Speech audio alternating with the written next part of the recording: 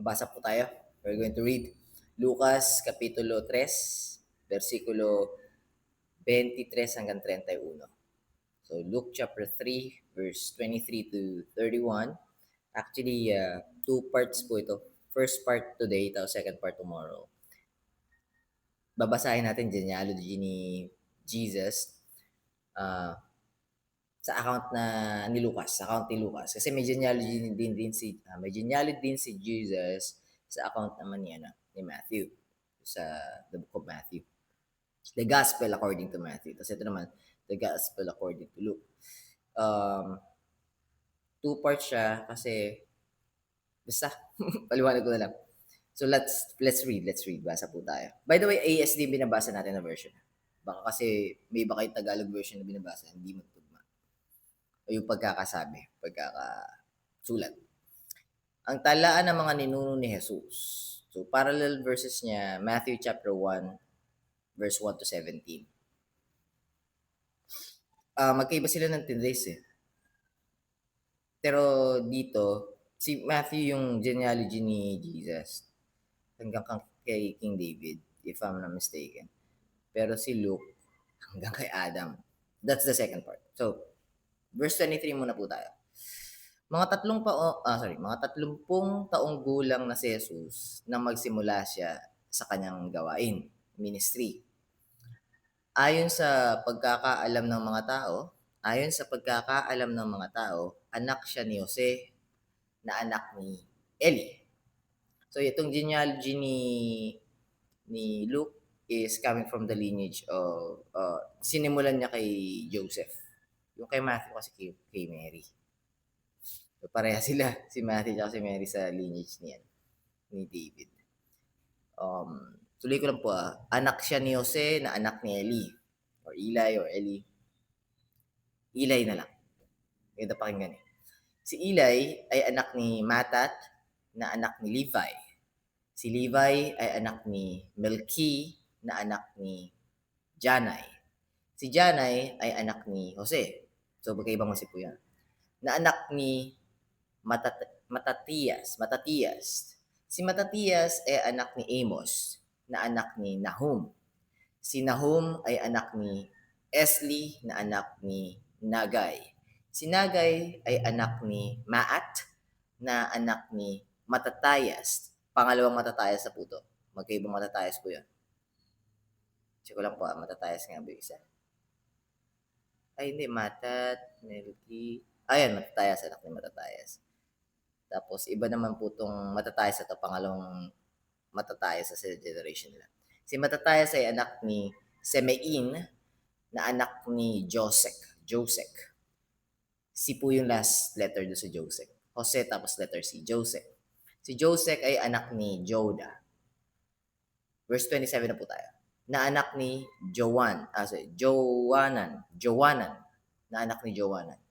Si Joanan ay anak ni Resa na anak ni Zerubabel. Si Zerubabel ay anak ni Salathiel na anak ni Neri.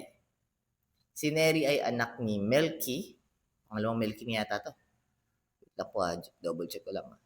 So far, pangalawang Melki niya. So far, ang nag-ulit ng pangalan, kumbaga parang senior junior. Si Melki, si Matatayas, saka may isa pa eh. Si Matatayas,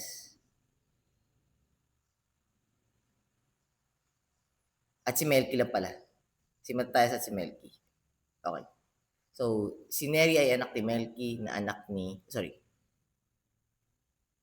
ulitin ko po sa verse 27, na anak ni Joanan, si Joanan ay anak ni Resa na anak ni Zerubabel, si Zerubabel ay anak ni Zalatiel na anak ni Neri. Verse 28, si Neri ay anak ni Melki na anak ni Adi, si Adi ay anak ni Kosam na anak ni Elmadam. Si Elmadam ay anak ni na anak ni Josue. Verse 29 po yun. Ito verse 29 pa rin. Si Josue ay anak ni Eliezer na anak ni Jorim. Si Jorim ay anak ni Matat na anak ni Levi. At si Levi ay anak ni Simeon na anak ni Juda. Si Juda ay anak ni Jose na anak ni Jonam.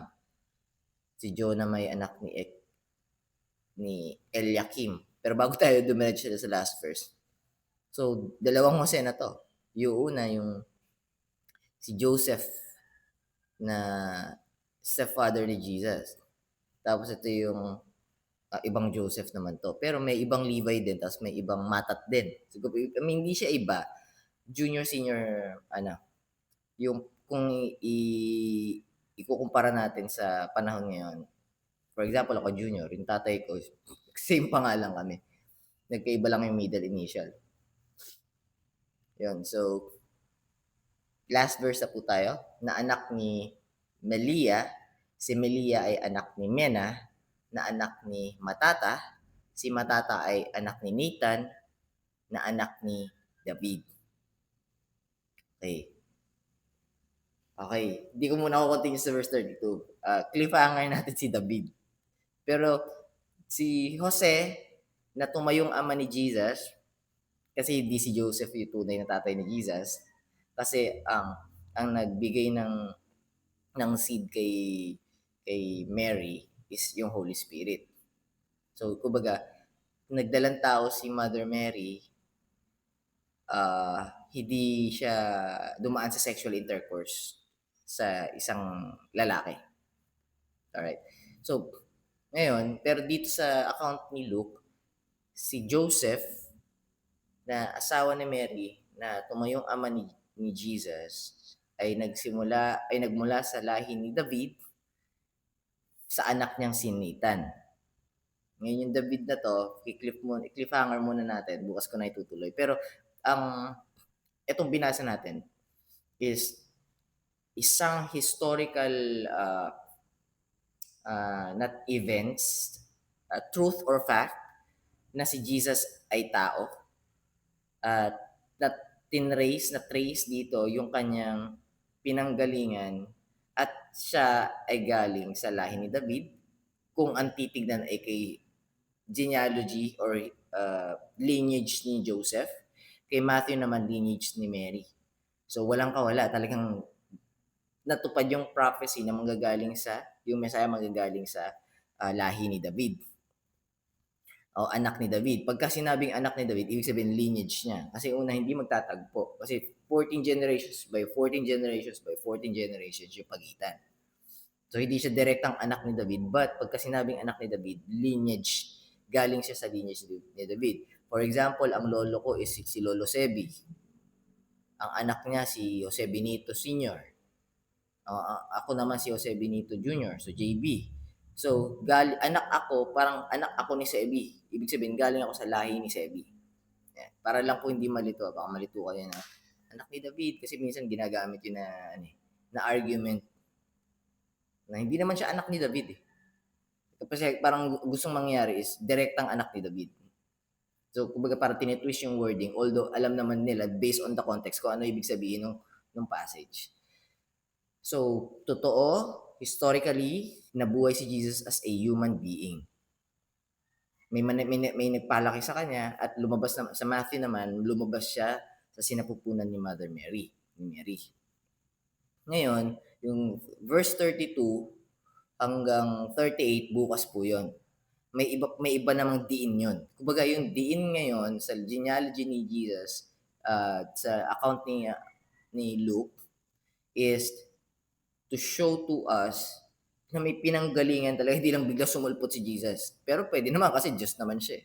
Kaya lang, pinakita niya na lahat ng dinadaanan nyo, dinaanan ko. Nagpakumbaba ako sa punto, umabot sa punto na lumabas ako sinapupunan ng isang babae, tapos lumaki ako unti-unti, tapos lahat ng pinagdadaanan ng isang bata, pinagdaanan ko, nagbinata, pinagdaanan ko, nag-mature, dinaanan ko lahat. Tapos nung 30 years old na, nagsimula ng yung will ng Father.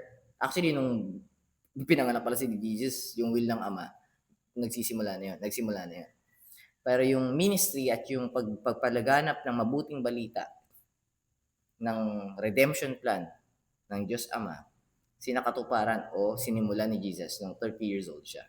Tapos 33 years old si Jesus nung siya'y nag-ascend sa heaven. Meaning, nung namatay siya. 33 years old na siya. So 3 years yung ministry tumagal. Alright? So that's our Bible reading for today. Bukas, medyo madiin naman kasi makikita nyo genealogy naman ni Jesus sa continuation. Tapos saan naman papunta yon? Kasi simpleng binanggit lang yung lineage dito pero may diin. Di maikukundi na nabuhay si Jesus. Totoong tao si Jesus. Historical figure siya. Parang si Plato na may konti lang yung manuscript. Alexander the Great, konti lang yung manuscript. Pero yung Old Testament and New Testament, napakaraming manuscript. Ibig sabihin, maraming evidences. Alright. So that's it for today. So bibitinin muna natin. Continue na lang natin bukas yung account ni Luke sa genealogy ni Jesus Christ. So God bless you guys. Keep safe. I'll be seeing you tomorrow.